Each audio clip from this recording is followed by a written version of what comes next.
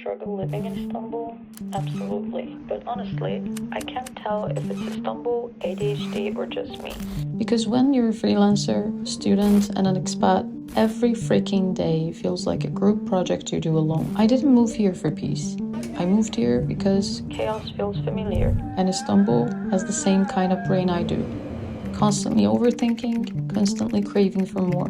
Mornings are never the same. Some days I wake up ready to edit, study, create, and other days I stare at the wall for 2 hours trying to remember what I was supposed to do. My ADHD brain loves Istanbul because it's impossible to get bored here. But it also hates it because it's too much stimulation all the time. You're trying to focus on work and suddenly there is a street fight between two cats, a man selling simit through a megaphone,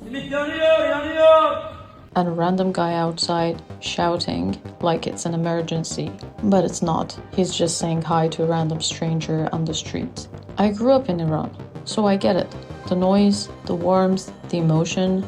We're neighbors with similar hearts. We both love deeply and complain loudly, sometimes in the same sentence. Maybe that's why I learned Turkish fast. But keeping up with the city, that's a full-time job. In Kadıköy, I feel grounded. It's where I go when I need balance. A small cafe in Moda, the smell of roasted coffee beans mixing with the rain, the same waiter asking if I'm still editing videos.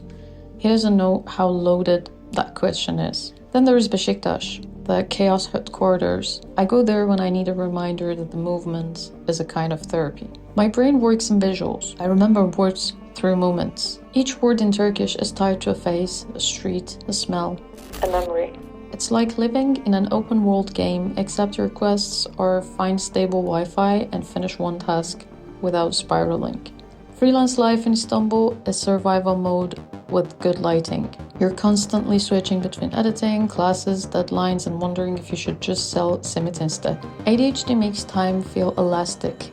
5 minutes can stretch into 2 hours. 2 hours can vanish in a YouTube rabbit hole about productivity. So I trick myself with environmental cues. Different cafes for different tasks, one for editing, one for writing, one for pretending I'm fine, or just staying at home, dealing with everything because I'm broke. Sometimes I edit until sunrise because it's the only time Istanbul shuts up. The silence feels earned here, like the city finally gives you permission to think. Friendship here is strange too. People are quick to connect, quick to vanish. You meet someone in a meetup, then they add you on Instagram, then disappear into the city's endless noise. The ones who stay, the friend who sends memes instead of asking if you're okay, the neighbor who brings soup when you're sick. They're the reason the chaos feels like home. Living here isn't easy. The rent feels like a joke. The bureaucracy feels like a game no one wins. And every neighborhood has its own emotional disorder. But over time, you learn to sync with the rhythm. You stop chasing calm and start finding peace inside the noise. Istanbul doesn't change for you. It makes you more flexible. It teaches you to flow, to breathe in crowded spaces, to create in the middle of chaos. I've visited different cities in Turkey. They're calmer, cleaner, simpler, and cheaper a bit. But Istanbul, it's the only one that feels alive. Here, even the struggle has color. You can hate the traffic, curse the bureaucracy, and still fall in love with the smell of chestnuts in a cold morning. So yes, I struggle living in Istanbul, but maybe that's why I stay. Because the city, just like me, is chaotic, forgetful, emotional, and alive. And somehow, we work.